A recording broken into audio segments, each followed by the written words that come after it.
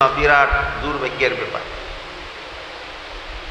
কিছুদিন পরপরই এক এক করে এই সমস্ত শীর্ষস্থানীয় আলেমগণ আমাদের ছেড়ে চলে যাচ্ছে, যা নিশ্চয়ই আমাদের জন্য দুঃখজনক। এই পরিস্থিতিতে আমাদের করণীয় কি, এটাই আলোচনা হওয়া দরকার। যাদেরকে আমরা অনুসরণ করে চলতাম তারা বিদায় নিয়ে যাচ্ছেন, তাদের পরে আমাদের কি করণীয় আছে, আমরা কিভাবে তাদের অনুকরণে বাকি জীবন অতিবাহিত করতে পারি, সেটা অবশ্যই আলোচনা সাপেক্ষ ব্যাপার। আমি পবিত্র কোরআনের যে আয়াত আপনাদের সামনে তিলাওয়াত করেছি তাতে আল্লাহ বলেন, লাকাদ কানা লাকুম লাকাদ কানা ফি কাসাসিহিম ইবরাতুল লিউলিল আবসার।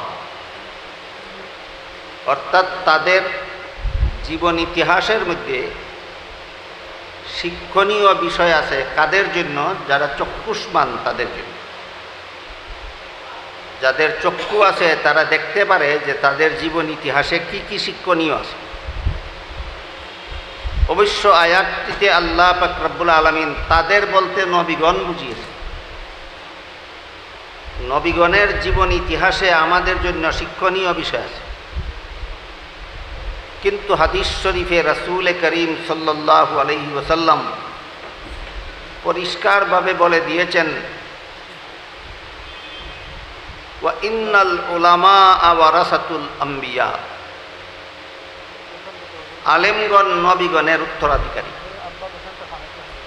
কাজেই নবীগণের জীবন ইতিহাসে যেভাবে উম্মতের জন্য শিক্ষণীয় বিষয় থাকে, তেমনিভাবে হক্কানি উলামায়ে কেরাম, সঠিকপন্থী উলামায়ে কেরামের জীবন ইতিহাসেও সর্বস্তরের মানুষের জন্য শিক্ষণীয় বিষয় থাকে। শিক্ষণীয় বিষয়টার প্রতি আপনাদের দৃষ্টি আকর্ষণ করার জন্য আমি আরেকটি আয়াতের উদ্ধৃতি দিতে চাই। সেখানে আল্লাহ বলেন, ওয়ামা মুহাম্মাদুন ইল্লা রাসূলুন কাদ খালাত মিন ক্বাবলিহির রুসুল আফা ইম্মাতা আও কুতিলান কালাবতুম আলা আকাবিকুম ওয়া মান ইয়ানকালিব আলা আকিবাইহি ফালান ইয়াদুররাল্লাহা শাইআ ওয়া সায়াজজিল্লাহুশ শাকিরিন। এই আয়াত নাজিলের প্রেক্ষাপট ছিল উহুদের যুদ্ধ। উহুদের যুদ্ধে সামান্য একটু ত্রুটি বিচ্যুতির কারণে এক পর্যায়ে মুসলমানগণ ছত্রভঙ্গ হয়ে গেলেন। সাহাবায়ে কেরামের অনেকে শহীদ হয়ে গেলেন। রাসূল করিম সাল্লাল্লাহু আলাইহি ওয়াসাল্লামের দান মুবারক শহীদ হয়ে গেল। তখন সাহাবায়ে কেরাম রসুলকে গভীর পাহাড়ের ভিতরে নিরাপত্তার জন্য নিয়ে গেলেন, মাঠ থেকে উঠিয়ে নিয়ে গেলেন। যখন দেখা গেল মাঠে রাসূল অনুপস্থিত, তখন মুনাফিকরা মাঠে প্রচার করে দিল যে মুহাম্মদ সাল্লাল্লাহু আলাইহি ওয়াসাল্লাম শহীদ হয়ে গেছে। এটা মিথ্যা গুজব ছিল, গুজব। এই সুযোগ বুঝে মুনাফিকরা সর্বযুগেই এমন অপপ্রচার করে সমাজের মুসলমানদেরকে বিভ্রান্ত করে। মুনাফিকরা মাঠে রটিয়ে দিল রসুল শহীদ হয়ে গেছে। এই রটানো গুজব শুনে বিভিন্ন সাহাবায়ে কেরাম বলতে লাগলেন, রাসূল যদি শহীদ হয়ে গিয়ে থাকেন তাহলে আমরা আর কার জন্য যুদ্ধ করব, চলো যার যার বাড়িতে যাই। এভাবে মুনাফিকদের রটানো গুজবের কারণে যখন মুসলমান সেনাবাহিনী উপস্থিত সাহাবায়ে কেরাম ছত্রভঙ্গ হয়ে গেলেন, এই অবস্থার প্রেক্ষিতে আল্লাহ পাক রব্বুল আলামিন বলেন, ওয়ামা মুহাম্মাদুন ইল্লা রাসূলুন কাদ খালাত মিন ক্বাবলিহির রুসুল। মুহাম্মদ সাল্লাল্লাহু আলাইহি ওয়াসাল্লাম তো একজন রসূলই, তিনি তো আর খুদা নন। তার আগে যত নবী রসূল এসেছিলেন তারাও তো দুনিয়ার থেকে বিদায় হয়ে গেছে। চিরকাল জীবিত থাকেন একমাত্র আল্লাহ। আল্লাহ ছাড়া আর কেউ চিরকাল জীবিত থাকার কোনো বিধান আল্লাহর জগতে নাই। আল্লাহ এক আয়াতে বলেন কুল্লু নফসিন যায়কাতুল মাউত, সমস্ত প্রাণী মরণশীল। আর এক আয়াতে সরাসরি আমাদের নবীকে সম্বোধন করে বলেন ইন্নাকা মাইয়িতুন ওয়া ইন্নাহুম মাইয়িতুন, আপনিও মরণশীল তারাও মরণশীল। এই আয়াতের তর্জমা করলে আবার কিছু লোকে ভুল বুঝে, এমন কিছু লোকও আমাদের সমাজে ফাঁকে ফাঁকে থাকে যারা কোরআনের বিভিন্ন আয়াতের অর্থ না জানার কারণে আয়াতের সরাসরি অর্থটা বললে পরে তারা ভুল বুঝে এবং সমাজে ওই মুনাফিকদের মতো গুজব রটায়। কাজে আমি এখানের এই ভুল বুঝাবুঝিটারও নিরসন করে দিতে চাই। আল্লাহ যে আয়াতে বলেছেন ওয়ামা মুহাম্মাদুন ইল্লা রাসূল ইন্নাকা মাইয়িতুন ওয়া ইন্নাহুম মাইয়িতুন, হে মুহাম্মাদুর রাসূলুল্লাহ সাল্লাল্লাহু আলাইহি ওয়াসাল্লাম, নিশ্চয়ই আপনিও মরণশীল তারাও মরণশীল। এই আয়াতের তর্জমাটা শুনলেই কেউ কেউ প্রতিবাদ করে বলে থাকেন আহলে সুন্নাত ওয়াল জামাতের আকীদা হলো হায়াতুন নবী, নবী জিন্দা। আমি আশা করি আপনারাও শুনেছেন, আপনারাও জানেন, আপনারাও বিশ্বাস করেন যে হায়াতুন নবী আহলে সুন্নাত ওয়াল জামাতের আকীদা, এর অর্থ হইল নবী জিন্দা।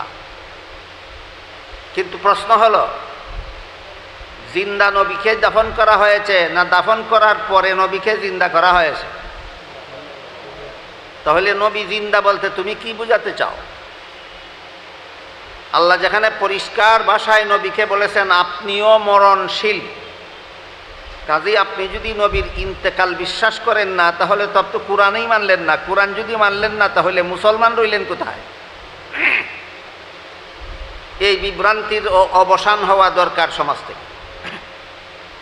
সাহাবায়ে কেরামের ছত্রভঙ্গ হয়ে যাওয়ার অবস্থাকে কেন্দ্র করে আল্লাহ পাক রব্বুল আলামিন আয়াত নাজিল করে বলেন ওয়ামা মুহাম্মাদুন ইল্লা রাসূলুন কাদ খালাত মিন ক্বাবলিহির রুসুল, মুহাম্মদ সাল্লাল্লাহু আলাইহি ওয়াসাল্লাম চিরঞ্জীব কেউ নন। তার আগে যত নবী রসুল এসেছিলেন তারা যেমনভাবে একদিন দুনিয়ার থেকে বিদায় হয়ে গেছেন, মুহাম্মাদুর রাসূলুল্লাহ সাল্লাল্লাহু আলাইহি ওয়াসাল্লামের জন্য দুনিয়ার থেকে কোনো না কোনো দিন বিদায় হয়ে যাওয়াটা অবধারিত। এমতাবস্থায় তোমাদের করণীয় কি? আজকে রসুল দুনিয়ার থেকে বিদায় না হলেও কিছুদিন পরে হলেও রসুল চিরকালের জন্য অবশ্যই দুনিয়ার থেকে বিদায় হয়ে যাবেন। তখন তোমাদের করণীয় কি? আজকে যদি তোমরা বলো যে রাসূল শহীদ হয়ে গেলে যুদ্ধ কেন করব, এই প্রশ্নের ভ্রান্তি, এই প্রশ্নের ভুল বোঝার জন্য আগে সাব্যস্ত করো যে রাসূলকে চিরকাল জীবিত রাখার জন্য যুদ্ধ করেছ না রাসূলের তরিকা জিন্দা রাখার জন্য যুদ্ধ করেছ, এটা আগে সাব্যস্ত হোক। আপনারা কি মনে করেন সাহাবায়ে কেরাম যুদ্ধ করেছেন রাসূলের সাথে? রাসূলের নেতৃত্বে, রাসূলের তত্ত্বাবধানে সাহাবায়ে কেরাম যুদ্ধ করেছিলেন রাসূলকে চিরকাল জিন্দা রাখার জন্য না রাসূলের তরিকা জিন্দা রাখার জন্য? তাহলে রাসূল আজকে ইন্তেকাল করেন বা না করেন, রাসূল যখনই ইন্তেকাল করেন তখনই তোমাদের আর যুদ্ধ করা যাবে না, এই ধ্যান ধারণা, এই চিন্তা চেতনা ভুল। তোমাদের চিন্তা চেতনা সংশোধন করো।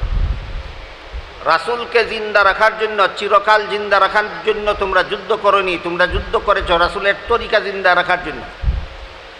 তাই আল্লাহ বলেন আফা ইম্মাতা আও কুতিলান কালাবতুম আলা আকাবিকুম, রাসূল যদি স্বাভাবিকভাবে ইন্তেকাল করেন অথবা যুদ্ধের মাঠে শহীদ হয়ে যান তাহলে কি তোমরা ইসলাম ধর্ম ছেড়ে দেবে?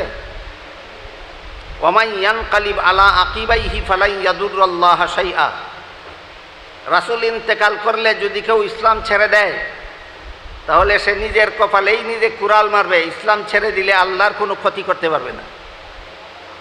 ওয়া সাইয়াজজিল্লাহুশ শাকিরিন, কিন্তু যারা রাসূলের ইন্তেকালের আগে যেভাবে রাসূলের তরিকা জিন্দা রাখার আন্দোলন চালু রেখেছিল, রাসূল দুনিয়ার থেকে বিদায় হওয়ার পরেও রাসূলের তরিকা জিন্দা রাখার আন্দোলন যারা অব্যাহত রাখবে আল্লাহ পাক রব্বুল আলামিন তাদেরকে যথাযথভাবে পুরস্কৃত করবেন। এই আয়াতের মাধ্যমে আমরা শিক্ষা গ্রহণ করতে পারি রাসূল অথবা নায়েবে রাসূল, নবী অথবা নায়েবে নবী ইন্তেকাল করলে, দুনিয়ার থেকে বিদায় হয়ে গেলে আমরা কি করব, আমাদের করণীয় কি আছে। তারা যেই সাধনা দুনিয়াতে চালু করে গিয়েছেন, তাদের সেই সাধনাকে আমাদের আঁকড়ে ধরে থাকতে হবে। এই আয়াত থেকে এই শিক্ষাই আমরা পাইলাম। রাসূল করিম সাল্লাল্লাহু আলাইহি ওয়াসাল্লামের প্রসঙ্গে আল্লাহ যে আয়াত নাজিল করলেন, সেই আয়াতে বুঝিয়ে দিলেন, যেমনভাবে কোনো রাসূল চিরকাল জিন্দা থাকেন না, তেমনিভাবে কোনো নায়েবে রাসূলও চিরকাল জিন্দা থাকবেন না। কাজেই রাসূল দুনিয়ার থেকে বিদায় হওয়ার পর উম্মতের যে কর্তব্য, যে দায়িত্ব, নায়েবে রাসূলগণের দুনিয়ার থেকে বিদায় হয়ে যাওয়ার পর সমাজের সর্বস্তরের মুসলমানদেরও সেই কর্তব্য, সেই দায়িত্ব। রাসূলের ইন্তেকালের পর সাহাবায়ে কেরাম রাসূলের তরিকাকে জিন্দা রাখার জন্য, সমাজে চালু রাখার জন্য জীবনের শেষ মুহূর্ত পর্যন্ত আপ্রাণ চেষ্টা চালিয়ে গেছেন। ঠিক তেমনিভাবে নায়েবে রাসূলগণের ইন্তেকালেও আমাদের এই শিক্ষণীয় বিষয়টা আমাদের গ্রহণ করতে হবে যে তারা যে পথে জীবন পরিচালনা করে গেছেন, আমাদের সেই পথে জীবন পরিচালনা করতে হবে। এই প্রসঙ্গে আমি আরেকটি হাদিস আপনাদের সামনে তিলাওয়াত করেছিলাম। তাতে রাসূল করিম সাল্লাল্লাহু আলাইহি ওয়াসাল্লাম বলেন, ইয়াহমিলু হাযাল ইলমা মিন কুল্লি খালাফিন উদুলুহু ইয়ানফুনা আনহু তাহরিফাল গালিন ওয়া ইনতিহালাল মুবতিলিন ওয়া তাবিলাল জাহিলিন আও কামা ক্বালা আলাইহিস সালাতু ওয়াস সালাম। এই হাদিসের মর্ম হলো, আল্লাহর রাসূল বলেন, আমার উম্মতের মধ্যে সর্বযুগে আল্লাহ একদল হক্কানি আলেম দুনিয়াতে পাঠাতেই থাকবেন। কাজে আমরা কি হতাশ হয়ে যাব? আমাদের বিগত উলামায়ে কেরাম বুজুর্গানে দিন দুনিয়ার থেকে বিদায় হয়ে যাওয়ার কারণে আমরা কি হতাশ হয়ে যাব? না, সুসংবাদ আছে আমাদের জন্য। রাসূল পরিষ্কার ভাষায় সুসংবাদ দিয়ে গেছেন, সর্বযুগের একদল হক্কানি আলেম এই দুনিয়াতে সহি এলেমকে ধরে রাখবেন। কাজেই তাদের ইন্তেকালে আমাদের জন্য শিক্ষণীয়, আমাদের জন্য শিক্ষা গ্রহণ করার উপযোগী ব্যাপার হলো, যারা ইন্তেকাল হয়ে গেছেন তাদের জন্য আমরা মাগফিরাতের দোয়া করব, তাদের জন্য আমরা দরজা বুলন্দির জন্য দোয়া করব, তাদেরকে আল্লাহ জান্নাতুল ফিরদাউসের ঠিকানা দেওয়ার জন্য দোয়া করব। আর আমরা নিজেদের জন্য কি করব? আমরা নিজেদের জন্য তাদের রেখে যাওয়া এলেমের আমানত, আমরা সেই আমানত রক্ষা করার আপ্রাণ চেষ্টা করব। ইয়াহমিলু হাযাল ইলমা মিন কুল্লি খালাফিন উদুলুহু, সর্বযুগের একদল আলেম এই এলেমকে বহন করে চলবেন কিয়ামত পর্যন্ত। তবে এই কথা সত্য যে আগের যারা ইন্তেকাল করেন, পরবর্তীরা তাদের সমকক্ষ হতে পারেন না, সমকক্ষ হতে পারবেন না, এটাও ঠিক। এই কারণে আমরা হতাশ হওয়ার কিছু নাই, সেইটাও ঠিক। বিষয়টা আমি আপনাদেরকে দুটি উদাহরণের মাধ্যমে বুঝাতে চাই। রাসূল করিম সাল্লাল্লাহু আলাইহি ওয়াসাল্লাম যতদিন পর্যন্ত দুনিয়াতে ছিলেন, ততদিন রাসূল ছিলেন সাহাবায়ে কেরামের জন্য হেদায়েত, সাহাবায়ে কেরামের জন্য পথ প্রদর্শক। রাসূলের ইন্তেকালের পরে কি হেদায়েত বন্ধ হয়ে গেল? না, সাহাবায়ে কেরাম ধরে রাখলেন। যারা ধরে রাখলেন তারা কি রসুলের সমান মর্যাদা সম্পন্ন ছিলেন? অবশ্যই না। রসুলের সমান মর্যাদা সম্পন্ন না হয়েও রাসূলের রেখে যাওয়া আমানত, রাসূলের রেখে যাওয়া হেদায়েত, রাসূলের রেখে যাওয়া এলেম তারা ধারণ করে রেখেছে। সাহাবায়ে কেরাম দুনিয়ার থেকে বিদায় হওয়ার পরে এই আমানত, এই হেদায়েত, এই দ্বীন, এই এলেম, এই কুরআন, এই সুন্নাহ শক্তভাবে ধারণ করে রেখেছেন তাবেঈন। আপনারা কি মনে করেন তাবেঈনের মর্যাদা সাহাবায়ে কেরামের সমান না নিম্নমানের? নিম্নমানের, কিন্তু ধারণ করে রেখেছেন। তাবেঈন চলে যাওয়ার পরে তাবেঈন ধরে রেখেছেন। তাবেঈনের স্তর তাবেঈনের সমান নয়। যেমনভাবে রাসূলের মর্যাদার সমান নয় সাহাবায়ে কেরামের মর্যাদা, তবুও তারা রাসূলের দ্বীনকে শক্তভাবে ধরে রেখেছেন। সাহাবায়ে কেরামের সমান নয় তাবেঈনের মর্যাদা, তবুও তারা সাহাবায়ে কেরামের রেখে যাওয়া দ্বীনকে শক্তভাবে ধরে রেখেছেন। তাবেঈনের সমান নয় তাবেঈনের মর্যাদা, কিন্তু এত সত্ত্বেও তারা তাবেঈনের রেখে যাওয়া দ্বীন, এলেম কুরআন সুন্নাহকে শক্তভাবে ধরে রেখেছেন।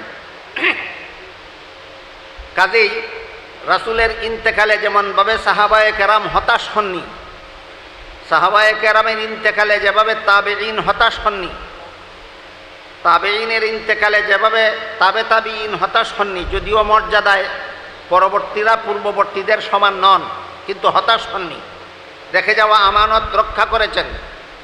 ঠিক তেমনিভাবে আমরাও যে সমস্ত উলামায়ে কেরাম বুজুর্গানে দিন বুজুর্গানে দিন বাংলাদেশ থেকে বিদায় হয়ে যাচ্ছেন, আমার ধারণা মতে আমরা যারা বাকি আছি আমাদের মর্যাদা তাদের সমান নয়, এটা আমার ধারণা। আশা করি আপনারাও আমার সাথে একমত হবেন। যে সমস্ত উলামায়ে কেরাম বুজুর্গানে দিন বাংলাদেশ থেকে বিদায় হয়ে যাচ্ছেন তাদের মর্যাদার সমান আমাদের কারো মর্যাদা নেই, কিন্তু আমাদের হতাশ হওয়ার কিছু নেই। তারা যেই কাজ জীবনভর করে গেছেন, আমরাও তাদের রেখে যাওয়া আমানত সেই কাজ জীবনভর করতে হবে। এটা হলো তাদের রেখে যাওয়া আমানত আমাদের কাছে, এটা হলো তাদের বিদায় হওয়ার পরবর্তীতে আমাদের দায়িত্ব কর্তব্য। তাই রাসূল করিম সাল্লাল্লাহু আলাইহি ওয়াসাল্লাম বলেন, ইয়াহমিলু হাযাল ইলমা মিন কুল্লি খালাফিন উদুলুহু, এই উম্মতের মধ্যে সর্বযুগে একদল হক্কানি উলামায়ে কেরাম এই এলিমকে সহি শুদ্ধভাবে বিশুদ্ধভাবে সংরক্ষণ করে চলবেন। পূর্ববর্তী অধিক যোগ্যতা সম্পন্নগণ বিদায় হয়ে যাওয়ার সাথে সাথেই এই এলিম বিদায় হয়ে যাবে না, এইভাবেই চলতে থাকবে সর্বযুগে। আরেকটি উদাহরণ দিতে চাই, সেটি হলো, ধরুন এই হলটার মধ্যে যদি 100 পাওয়ারের 10টা বাতি জ্বলে, এই 10টা বাতির নিচে বসে আমরা যে কোনো কিতাবাদি বই পুস্তক অনায়াসে পড়তে পারি। 10টা বাতির মধ্যে 5টা বাতি যদি ফিউজ হয়ে যায়, বাকি 5টা 100 পাওয়ারের 5টা বাতির নিচে বসে কি কিতাবাদি বই পুস্তক পড়া যাবে না? 5টা বাতির মধ্যে যদি 4টা বাতি নিভে যায়, একটা 100 পাওয়ারের একটা বাতির নিচে বসে কি বই কিতাব পড়া যাবে না? শেষ পর্যন্ত একটা বাতিও যদি বাল্বও যদি ফিউজ হয়ে যায়, তাহলে বিকল্প বাতি যাই পাওয়া যায় আমাদের এলাকায়, এই বাতির আলোতে কি আমরা বই কিতাব পড়তে পারবো না? কত পাওয়ারের বাতি ছিল আর কত পাওয়ারের বাতি আছে, কত পাওয়ারের বাতি নিভে গেল আর কত পাওয়ারের বাতি বাকি রইল, এটা আমার দেখার ব্যাপার নয়। আমার দেখার ব্যাপার হইল এতটুকু বাতি আমার সামনে আছে কি না, যার দ্বারা আমি কিতাবাদি পড়তে পারি, বই পুস্তক পড়তে পারি। ঠিক তেমনিভাবে কত বড় যোগ্যতা সম্পন্ন আলেমগণ চলে গেলেন, এইটা আমার দেখার ব্যাপার নয়। আমার দেখার ব্যাপার হইল রসুল বলে গেছেন সর্বযুগেই একদল আলেম থাকবেন যারা এই এলেমকে বিশুদ্ধভাবে জাতির সামনে ধরে ধরবে, এইটা হলো আমাদের দেখার ব্যাপার। কত সুযোগ্য ছিলেন তারা, তাদের সমান সুযোগ্য আমরা হতে পারবো কি না এই চিন্তা করে সময় নষ্ট করে লাভ নাই। তাদের জন্য আমরা দুটি কাজ করব, একটি তাদের মাগফিরাতের জন্য দোয়া করব, আর একটি হলো তাদের দরজা বুলন্দ করে দেওয়ার জন্য আল্লাহর কাছে দোয়া করব, তাদেরকে জান্নাতুল ফিরদাউসের ঠিকানা দেওয়ার জন্য আমরা আল্লাহর কাছে দোয়া করব। আমাদের জন্য কি করব? আমরা তাদের রেখে যাওয়া আমানত নিজেদের জন্য রক্ষা করব। আমার আগে ধরমপুরি হুজুর দামাত বারাকাতুহুম আরেকটি হাদিস আলোচনা করেছেন, আমি শেষ অংশটা শুনেছি। সেই হাদিসে বলা হয়েছে যে আল্লাহ রসুল সাল্লাল্লাহু আলাইহি ওয়াসাল্লাম বলেছেন, একদিকে বলেছেন সর্বযুগের আলেমগণ, হক্কানি আলেমগণ এই এলেমকে বহন করে চলবেন সর্বযুগে। আরেক হাদিসে রসুল বলেছেন, দুনিয়া যখন অন্তিমকাল হয়ে যাবে, দুনিয়া যখন কিয়ামতের নিকটবর্তী হয়ে যাবে, তখন এই সমস্ত আলেমগণের ধারাবাহিকতা আর থাকবে না। যে সমস্ত আলেমগণ সহি এলেম সর্বযুগে বহন করে চলেছিলেন, তারা আস্তে আস্তে আস্তে আস্তে তাদের সংখ্যা হ্রাস পেতে থাকবে। হ্রাস পেতে পেতে এমন এক সময় আসবে, এমন এক পরিস্থিতি আসবে, যেই সময় সমাজে সুযোগ্য কোনো আলেমই থাকবেন না। তখন দিনী ব্যাপার, ধর্মীয় ব্যাপার বোঝার জন্য সাধারণ মানুষ একদল মূর্খকে আলেম মনে করে তাদের কাছে সমাধান চাইবে। তারা যেহেতু নিজেরা আলেম নয়, সমাধান চাইলে পরে জনগণকে তাদের বক্তব্য বানিয়ে রাখার জন্য, তাদের অধীনস্থ রাখার জন্য মন গড়াভাবে সমাধান দিবে। মন গড়া সমাধান দিয়ে নিজেরাও পথভ্রষ্ট হবে, জাতিকেও পথভ্রষ্ট হবে। এটা হলো একেবারে সর্বশেষ সময়ের কথা, যখন দুনিয়ার জীবন শেষ হয়ে যাবে অন্তিমকালে, সেই সময়ের কথা। সেই সময় আসার পূর্ব পর্যন্ত আমি আগে যে হাদিসটা তিলাওয়াত করেছি সেই হাদিসের মর্ম বাস্তবায়িত হবে সেই অন্তিমকাল আসার পূর্ব পর্যন্ত। দুনিয়ার অন্তিমকাল আসার পূর্ব পর্যন্ত আল্লাহর রাসূল বলে গেছেন, সর্বযুগেই একদল হক্কানি উলামায়ে কেরাম এই সহিহ ইলমকে ধারণ করে চলবে। আর যখন দুনিয়ার অন্তিমকাল এসে যাবে তখন এই সমস্ত হক্কানি উলামায়ে কেরামের মৃত্যুর মাধ্যমে জগতের মৃত্যু হয়ে যাবে। হক্কানি উলামায়ে কেরামের আর কেউই থাকবেন না। তখন ধর্মীয় সমাধানের জন্য লোকেরা নেতা হিসাবে মূর্খকে গ্রহণ করবে। আমি দুঃখিত, এইটার চমৎকার উদাহরণ আমি আপনাদেরকে দিতে পারতাম, কিন্তু উদাহরণটা সবার ডাইজেস্ট হবে কিনা, সবাই ঠিক মতে বুঝতে পারবেন কিনা, সবাই এটা মেনে নিতে পারবেন কিনা, এই ব্যাপারে আমি সন্দিহান। এই জন্য চমৎকার উদাহরণটা দিতে সাহস পাচ্ছি না। তারপরও আমি আগেই ক্ষমা চেয়ে নেই, আমার উদাহরণটা বুঝতে যদি কারো অসুবিধা হয়, মেনে নিতে যদি অসুবিধা হয়, তাহলে আমার কথা আপনার জন্য মানা বাধ্যতামূলক নয়, আমার কথা আমাকে ফিরিয়ে দেবেন।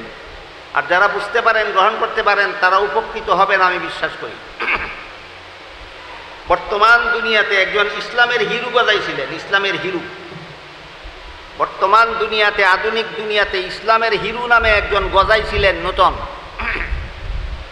তিনি কোরআন হাদিস কোনো উস্তাদের কাছে শিখবেন দূরের কথা, তিনি কোরআনের সহিহ তেলাওয়াতটুকু পর্যন্ত জানেন না।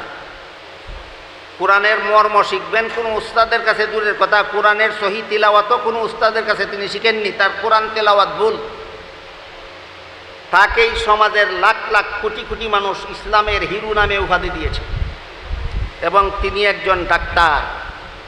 আমার কথা বুঝে থাকলে বলুন, তিনি একজন আলেম না তিনি একজন ডাক্তার? এই ডাক্তারকে যে সমস্ত মুসলমানেরা ধর্মীয় নেতা মেনে নিয়েছেন, তাদেরকে ডাক্তার সাহেব কোন জঙ্গলে নিয়ে যাচ্ছিল সেই ব্যাপারেও একটি উদাহরণ দিচ্ছি আমি, শুনুন।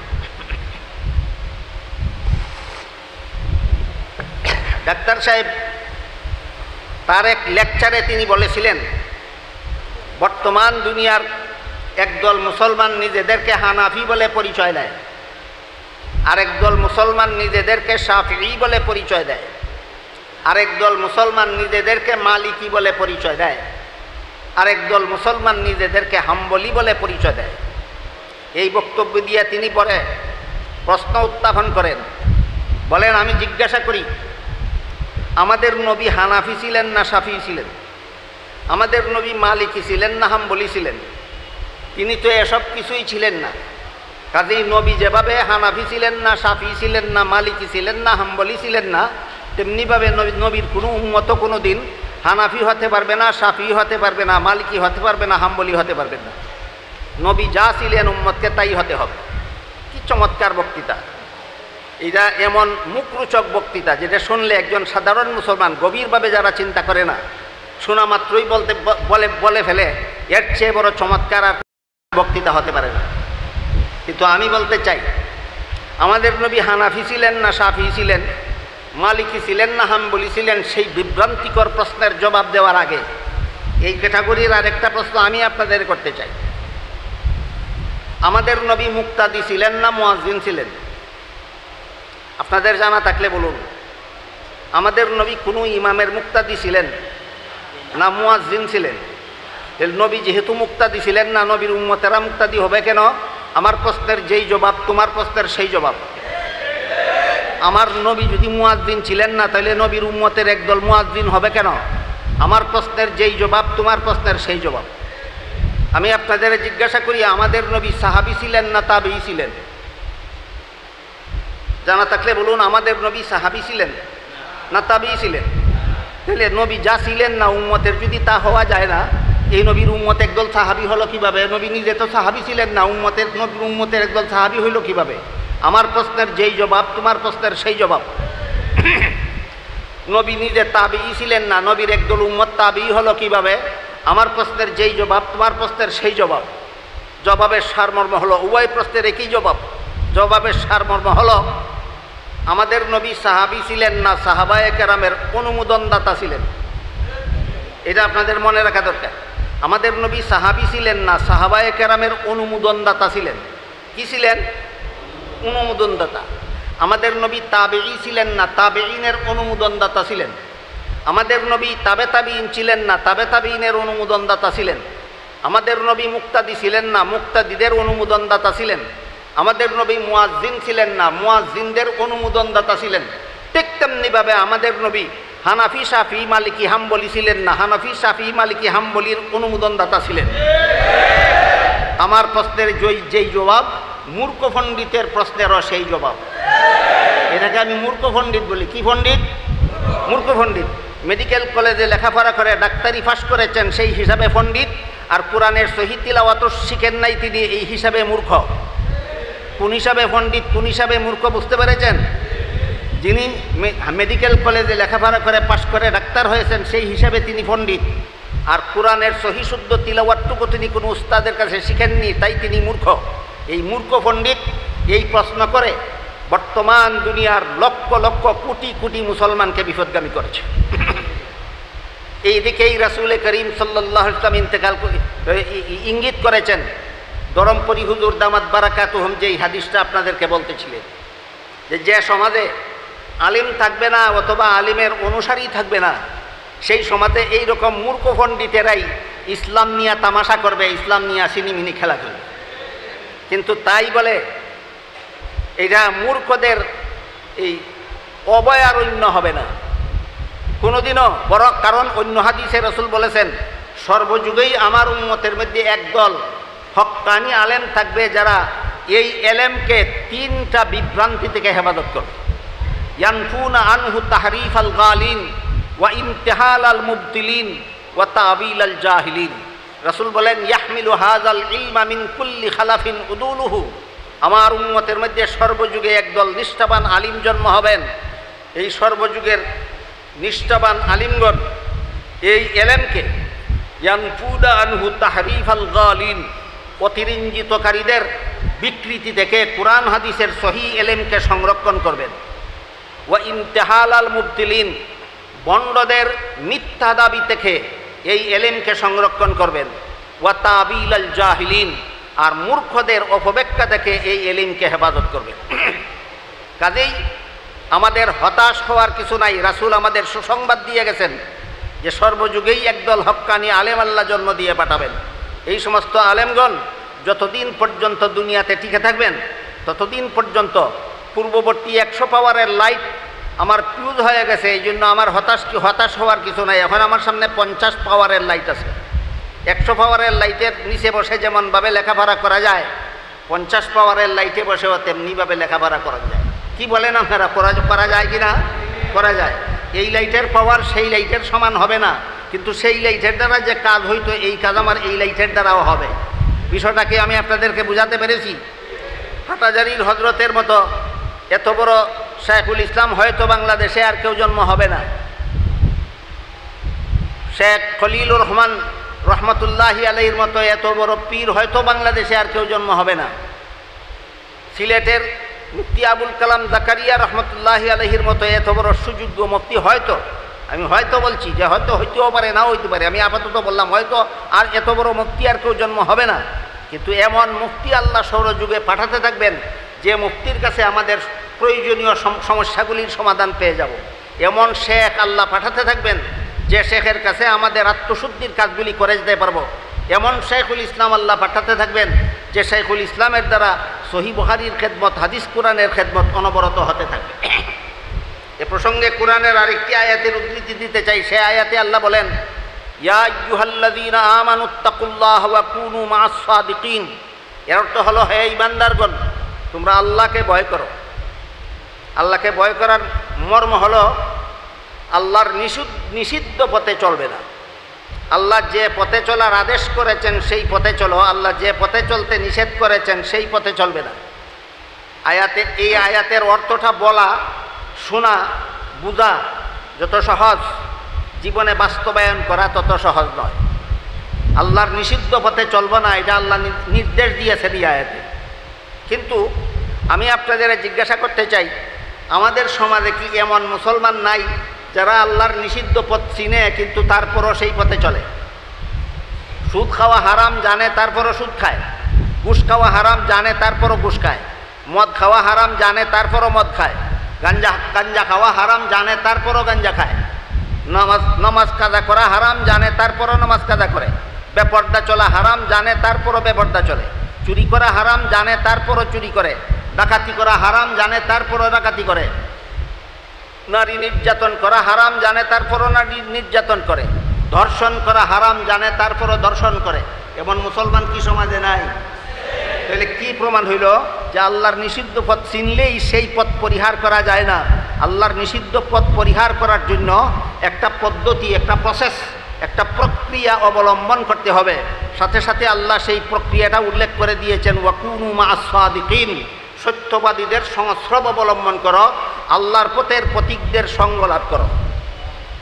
আল্লাহর নিষিদ্ধ পথ নিজে নিজেই বর্জন করা যায় না, আল্লাহওয়ালাদের সংস্রব অবলম্বন করতে হয়, আল্লাহওয়ালাদের সংস্রব অবলম্বন করতে হয়। আল্লাহ পাক রব্বুল আলামিন যেহেতু বলেছেন কুনু মা'আস সাদিকিন, এই সম্বোধনটা কি কোনো এক যুগের মুসলমানদের করেছেন না সর্বযুগের মুসলমানদেরকে? সর্বযুগের মুসলমানদেরকে আল্লাহ এই নির্দেশ দিয়েছেন, তোমরা আল্লাহওয়ালাদের সংস্রব অবলম্বন করো। তাহলে এখন এর দ্বারা আমরা কি বুঝতে পারি যে এমন একটা যুগ আসবে যে যুগে কোনো আল্লাহওয়ালা দুনিয়াতে থাকবে না। এমন যুগ আসলে দুনিয়া থাকবে না, দুনিয়া কিয়ামত হয়ে যাবে। কাজে এই আয়াতের দ্বারা পরিষ্কারভাবে প্রমাণিত, যেহেতু আল্লাহ সর্বস্তরের মুসলমানদেরকে আল্লাহওয়ালাদের সংস্রব অবলম্বনের নির্দেশ দিয়েছেন, একদিকে বলবেন তোমরা আল্লাহওয়ালাদের সংস্রব অবলম্বন করো, আরেকদিকে তিনি নিজে আল্লাহওয়ালাদেরকে রাখবেন না দুনিয়াতে, এটা হতেই পারে না। আল্লাহ এমন চল ছাতুরি কারো সাথে কখনো করেন না, নাউযুবিল্লাহ। যেহেতু আল্লাহ সর্বযুগে একদল আল্লাহওয়ালাকে পৃথিবীতে পাঠাতেই থাকবেন, এই জন্য সাধারণ মুসলমানদেরকে আল্লাহওয়ালাদের সংস্রব অবলম্বন করার নির্দেশ দিয়েছে। আমি আগেই বলেছি, মুহাম্মাদুর রাসূলুল্লাহর সমান আল্লাহওয়ালা সাহাবাগণ ছিলেন না, সাহাবাগণের সমান আল্লাহওয়ালা তাবেঈন ছিলেন না, তাবেঈনের সমান আল্লাহওয়ালা তাবে তাবেঈন ছিলেন না, তাবে তাবেঈনের সমান আল্লাহওয়ালা পরবর্তীদের মধ্যে কেউ থাকবে না। কিন্তু এমন আল্লাহওয়ালা সর্বযুগেই দুনিয়াতে থাকবে, যার সংস্রবে যে কোনো একজন সাধারণ মুসলমান নিজেকে আল্লাহওয়ালা রূপে গড়ে তুলতে পারে। কথাটাকে আমি আপনাদেরকে বুঝাতে পারলাম? ঠিক তেমনিভাবে সর্বযুগেই হাটহাজারীর হজরতের মতো আলেম হয়তো সর্বযুগে থাকবে না, বরুণার শেখ সাহেবের মতো পীর হয়তো সর্বযুগে থাকবে না, সিলেটের মুফতি সাহেবের মতো মুফতি হয়তো সর্বযুগে থাকবে না, কিন্তু এমন মুফতি, এমন শেখ, এমন আল্লামা সর্বযুগেই আল্লাহ পৃথিবীতে মুসলমানদের মধ্যে পাঠাবেন, যাদের সংস্রবে সর্বযুগের মুসলমানরা নিজেদের জীবনের সব সমস্যার সমাধান, ধর্মীয় সমাধান গ্রহণ করতে পারবে। কাজেই তাদের ইন্তেকালে একদিকে আমাদের দুঃখের ব্যাপার, আর একদিকে হতাশ হওয়ার কিছু নাই। দুঃখের ব্যাপার হইল যে এত বড় আল্লাহওয়ালা তো আর জীবনে নাও পেতে পারি। হতাশ হওয়ার কিছু নাই, মানে এত বড় না হইলেও অন্তত এমন আল্লাহওয়ালা আল্লাহ সর্বযুগেই পাঠাতে থাকবেন, যাদের সংস্রবে আমরা নিজেদেরকে আল্লাহওয়ালা রূপে গঠন করে নিতে পারি। আমি এই ব্যাপারটাকে আরও সহজে বোঝার জন্য আরেকটি সহজ উদাহরণ আপনাদের সামনে তুলে ধরতে চাই। কোনো একটা ছাত্র যদি প্রাইমারি স্কুলের প্রথম শ্রেণীতে ভর্তি হয়, এই প্রথম শ্রেণীতে তাকে গণনা শিক্ষা দেওয়া হয়। 1, 2, 3, 4, 5, 6, 7, 8, 9, 10 এগুলি শিক্ষা দেওয়া হয়। প্রথম শ্রেণীর শিক্ষক প্রথম শ্রেণীর ছাত্রদেরকে গণনা শিক্ষা দিলেন। যখন সে দ্বিতীয় শ্রেণীতে উত্তীর্ণ হলো, তখন কি তার এই গণনা শিক্ষা দেওয়ার শিক্ষকের আর দরকার না? এই শিক্ষা আগেই হয়ে গেছে, এই শিক্ষা আগেই হয়ে গেছে। তৃতীয় শ্রেণীতে তাকে আর গণনা শিক্ষা দেওয়ার উস্তাদের দরকার নাই, চতুর্থ শ্রেণীতে তাকে আর গণনা শিক্ষা দেওয়ার উস্তাদের দরকার নাই, পঞ্চম শ্রেণীতে তাকে আর গণনা শিক্ষা দেওয়ার দরকার নাই। এইভাবে দশম শ্রেণীতে যখন উত্তীর্ণ হবে, তখন দশম শ্রেণীর পাঠ্যতালিকা বোঝাবার মতো যোগ্য শিক্ষকের দরকার হবে। নবম শ্রেণীতে যখন উত্তীর্ণ হবে, নবম শ্রেণীর পাঠ্যতালিকা বোঝাবার মতো যোগ্য শিক্ষকের দরকার হবে। পঞ্চম শ্রেণীতে যখন উত্তীর্ণ হবে, পঞ্চম শ্রেণীর পাঠ্যতালিকা বোঝাবার মতো যোগ্য শিক্ষকের দরকার হবে। কিন্তু গণনা শিক্ষার জন্য প্রথম শ্রেণী যথেষ্ট। গণনা শিক্ষার জন্য গণনা 1, 2, 3, 4 শিক্ষার জন্য পঞ্চম শ্রেণীর শিক্ষকের দরকার না প্রথম শ্রেণীর শিক্ষক যথেষ্ট? 1, 2, 3 শিক্ষার জন্য দশম শ্রেণীর শিক্ষকের দরকার না প্রথম শ্রেণীর শিক্ষক যথেষ্ট? যেমনভাবে গণনা শিক্ষার জন্য দশম শ্রেণীর শিক্ষকের দরকার নাই, গণনা শিক্ষার জন্য পঞ্চম শ্রেণীর শিক্ষকের দরকার নাই, প্রথম শ্রেণীর শিক্ষক যথেষ্ট, ঠিক তেমনিভাবে একজন মুসলমান খাঁটি মুসলমানের মতো জীবনযাপন করার জন্য একজন মুসলমান তার জীবনের সমস্ত সমস্যাবলীর ইসলামী সমাধান পাওয়ার জন্য সাহাবায়ে কেরামের মতো মর্যাদাশালী মুসলমান পাওয়াও যাবে না, দরকারও নাই। তাবেঈনের মতো এত বড় মর্যাদাশালী মুসলমান পাওয়াও যাবে না, দরকারও নাই। এই যুগে আল্লাহ এই যুগের মুসলমানদের মুসলমানি শিকার জন্য, মুসলমানি বজায় রাখার জন্য যতটুকু যোগ্য আলেমের দরকার, রসুল বলেন ততটুকু যোগ্য আলেম আল্লাহ সর্বযুগেই দুনিয়াতে পাঠাতে থাকবে। সুতরাং আমাদের একদিকে হতাশা আর কিছু নাই। 100 পাওয়ারের বাতি না থাকলে আমার সামনে 25 পাওয়ারের বাতি আছে, এই বাতির আলোই আমার লেখাপড়ার জন্য যথেষ্ট। আল্লামা আহমদ শহীদ রহমতুল্লাহি আলাইহি না থাকলেও এমন শেখুল হাদিস সর্বযুগে থাকবেন যে শেখুল হাদিস আমাকে বুখারী শরীফ পড়াবার জন্য যথেষ্ট। কথাটা কি আপনাদেরকে বোঝাতে পারলাম? আমি কথা বলছি না যে উনার পরে যারা বুখারী শরীফ পড়াচ্ছেন তারা উনার সমমর্যাদার না, অবশ্যই না, উনার মর্যাদা অনেক ঊর্ধ্বে। কিন্তু এমন উস্তাদ আল্লাহ সর্বযুগে পাঠাবেন যে যুগে বুখারী শরীফ পড়ানেওয়ালাকে এই সমস্ত বুখারী শরীফ পড়ানেওয়ালা যথেষ্ট হবেন। কাজেই তাদের জীবন ইতিহাস থেকে আমাদের শিক্ষণীয় বিষয় হইল 3টা। 1 নম্বর, আমরা তাদের জন্য মাগফিরাতের দোয়া করব এবং তাদের মর্যাদা বাড়িয়ে দেওয়ার জন্য আল্লাহর কাছে দোয়া করব। 2 নম্বর কর্তব্য হইল আমরা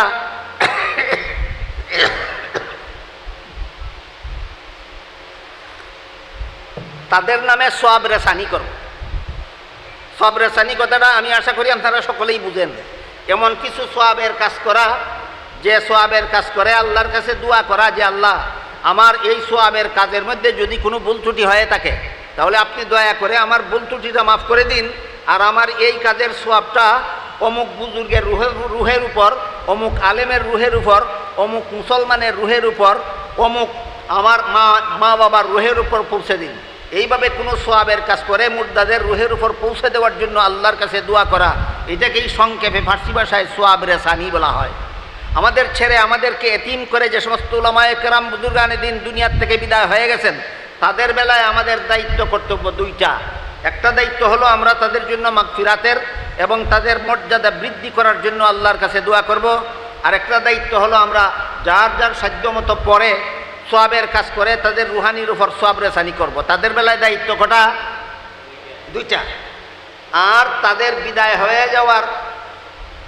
বিদায় হয়ে যাওয়ার প্রেক্ষিতে আমাদের নিজেদের জন্য করণীয় একটা। কি করণীয়? আমরা হতাশ হব না। আমরা তাদের আদর্শকে, তাদের জীবন আদর্শকে চালিয়ে রাখার জন্য, সমাজে চালু রাখার জন্য তারা যেভাবে জীবন সাধনা করে গেছেন আমরাও আজীবন তাদের এই জীবন সাধনার পথে জীবন উৎসর্গ করে দেব। এটা হইল তাদের বিদায় হওয়ার পরে আমাদের নিজেদের জন্য কর্তব্য। যেমনভাবে উহুদের যুদ্ধের মধ্যে যুদ্ধের প্রসঙ্গে আল্লাহ বলেছিলেন, আফা ইম্মাতা আও কুতিলান কালাবতুম আলা আকাবিকুম, যদি মুহাম্মদুর রাসূলুল্লাহ সাল্লাল্লাহু আলাইহি ওয়াসাল্লাম স্বাভাবিকভাবে ইন্তেকাল করেন অথবা যুদ্ধের মাঠে শহীদ হয়ে যান, তাহলে কি তোমরা তার আদর্শ ছেড়ে দেবে? যদি আদর্শই ছেড়ে দাও তাহলে তার সাথে তোমাদের মতো লোকের যুদ্ধ করার কোনো দরকার নাই। আর যদি বলো তিনি থাকেন অথবা না থাকেন, তিনি শহীদ হয়ে যান অথবা জীবিত থাকেন, তার আদর্শকে আমরা এমনভাবে আঁকড়ে ধরবো যা কোনোদিন ছাড়বো না, তাহলে তোমাদেরকে আল্লাহ অবশ্যই পুরস্কৃত করবেন। আমাদের বেলায়, আমাদের আকাবিরিন বুজুর্গান এদিনের বেলায়ও আমাদের এই কর্তব্য যে আমরা তাদেরকে চিরকাল ধরে রাখতে পারবো না। যেদিন তাদের হায়াত শেষ হবে, যেদিন আল্লাহর পক্ষ থেকে ডাক আসবে, সেদিন তাদের বিদায় হয়ে যেতেই হবে। কিন্তু তারা যেই পথে জীবনযাপন করে গেছেন আমরা সেই পথে জীবনযাপন করার জন্য বদ্ধপরিকর হব। আমরা দৃঢ় সংকল্প গ্রহণ করব, আমরা প্রতিশ্রুতি গ্রহণ করব যে তারা যে পথে জীবনযাপন করে গেছেন আমরাও সেই পথে জীবনযাপন করব। তাহলে মরণের পরে আল্লাহ আমাদেরকে তাদের সাথেই জান্নাতে সাক্ষাৎ করিয়ে দেবেন। আল্লাহ আপনাদের আমাদের সবাইকে তাদের জীবন ইতিহাস থেকে, তাদের জীবন আদর্শ থেকে যা কিছু শোনার বুঝার তৌফিক দিলেন, এই অনুপাতে আমাদের দায়িত্ব পালন করার তৌফিক দান করুন। আমিন। সুবহান রাব্বিকা রাব্বিল ইজ্জাতি আম্মা ইয়াসিফুন ওয়া সালামুন আলাল মুরসালিন ওয়ালহামদুলিল্লাহি রাব্বিল আলামিন।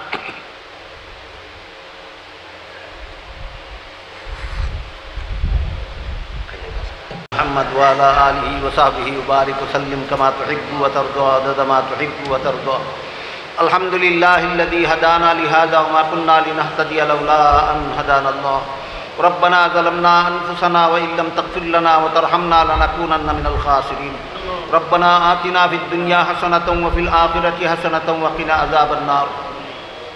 ربنا لا تزغ قلوبنا بعد إذ هديتنا وهب لنا من لدنك رحمة إنك أنت الوهاب ربنا لا تحمل علينا إصرا كما حملته على الذين من قبلنا ربنا ولا تحملنا ما لا طاقة لنا به واعف عنا واغفر لنا وارحمنا أنت مولانا فانصرنا على القوم الكافرين ইয়া আল্লাহ পাক পরওয়ারদিগার আলম এই মুবারক জলসারে আপনি কবুল আর মঞ্জুর করেন। ইয়া আল্লাহ এখানে কোরআন হাদিস থেকে যা কিছু আলোচনা হইলো আমাদেরকে বুঝার এবং এর আলোকে আমাদের জীবন গড়ার তৌফিক দান করেন। ইয়া আল্লাহ যে সমস্ত উলামায়ে কেরাম বুজুর্গানে দিন মুমিন মুসলমান দুনিয়ার থেকে বিদায় হয়ে গেছেন ইয়া আল্লাহ তাদের মাগফিরাত দান করেন। ইয়া আল্লাহ তাদের কবরকে জান্নাতের বাগান বানিয়ে দেন। ইয়া আল্লাহ তাদেরকে জান্নাতুল ফিরদাউসের ঠিকানা দান করে দেন। আর যে সমস্ত উলামায়ে কেরাম বুজুর্গানে দিন মুমিন মুসলমান দুনিয়াতে এখনো বেঁচে আছেন ইয়া আল্লাহ তাদের সবাইকে হায়াতের তৈয়্যিবা দান করে দেন।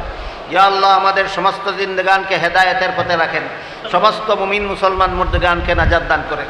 ইয়া আল্লাহ আমার কাছে যারা যত রকমের দোয়া দরখাস্ত করেছেন প্রত্যেকের নেক দোয়াকে কবুল মঞ্জুর করেন। ইয়া আল্লাহ যারা যত আশা নিয়ে হাতুর রইলাম প্রত্যেকের নেক বাসনাকে কবুল মঞ্জুর করেন। ইয়া আল্লাহ আপনি ইচ্ছা করলে শাইখুল ইসলাম হজরত হাটাজারির হজরতের মতো আর একজন শাইখুল ইসলাম বাংলাদেশের জন্য তৈরি করে দিতে পারেন। ইয়া আল্লাহ, ইয়া আল্লাহ আপনি ইচ্ছা করলে শেখে বরুণীর মতো আরেকজন শেখ আপনি তৈরি করে দিতে পারেন। ইয়া আল্লাহ আপনি ইচ্ছা করলে ইয়া আল্লাহ সিলেটের মুফতি সাহেবের মতো আরেকজন মুফতি আপনি তৈরি করে দিতে পারেন। ইয়া আল্লাহ তারা আমাদেরকে এতিম বানিয়ে চলে গেছেন, আমরা আপনার দরবারে নিরাশ নই। আল্লাহ আপনি আমাদেরকে এতিম বানাবেন না। ইয়া আল্লাহ, ইয়া আল্লাহ আমাদেরকে দ্বীনি রাহবরের অধীনে চলার তৌফিক দান করুন। ইয়া আল্লাহ আমরা যেন কেউ পথভ্রষ্ট হয়ে না যাই, দিনের ব্যাপারে যেন ভুল বুঝাবুঝির শিকারে পরিণত হয়ে না যাই। ইয়া আল্লাহ আমাদের মধ্যে যারা অসুস্থ আছেন তাদের সুস্থতা দান করে দিন। ইয়া আল্লাহ যারা সমস্যা জর্জরিত তাদের সমস্যার সমাধান করে দিন। ইয়া আল্লাহ শুধু গোটা বাংলাদেশ নয়, সারা পৃথিবীর সমস্ত করোনা ভাইরাসে আক্রান্তদেরকে আপনি মাফ করে দিন। ইয়া আল্লাহ, ইয়া আল্লাহ করোনা ভাইরাসের আক্রান্ত থেকে আমাদেরকে হেফাজত করুন। ইয়া আল্লাহ যে সমস্ত মুমিন মুসলমান করোনা ভাইরাসে আক্রান্ত হয়ে মারা গেছেন তাদেরকে শহীদ হিসাবে কবুল আর মঞ্জুর করেন। ইয়া আল্লাহ যারা আক্রান্ত হয়েছেন তাদেরকে আরোগ্য দান করে দেন। ইয়া আল্লাহ যারা এখন আক্রান্ত হননি তাদেরকে হেফাজত করুন, রক্ষা করুন। ইয়া আল্লাহ, ইয়া আল্লাহ আমাদের মধ্যে যারা অভাবগ্রস্ত আছেন তাদের অভাব দূর করে দিন।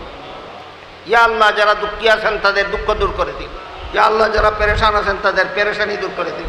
ইয়া আল্লাহ যারা সমস্যা জর্জরিত তাদের সমস্যার সমাধান করে দিন। ইয়া আল্লাহ আমাদের পক্ষ থেকে লাখ লাখ কোটি কোটি দুরূদ আর সালাম রাসূল করিম সাল্লাল্লাহু আলাইহি ওয়াসাল্লামের রওজা শরীফে পৌঁছে দিন। রব্বানা তাকাব্বাল মিন্না ইন্নাকা আনতাস সামিউল আলিম ওয়া তুব আলাইনা ইন্নাকা আনতাত তাওয়াবুর রহিম ওয়া সুবহানা রাব্বিকা রাব্বিল ইজ্জাতি আম্মা ইয়াসিফুন ওয়া সালামুন আলাল মুরসালিন ওয়া আলহামদুলিল্লাহি রাব্বিল আলামিন। আমিন বিরহমাতিকা ইয়া আরহামার রাহিমিন।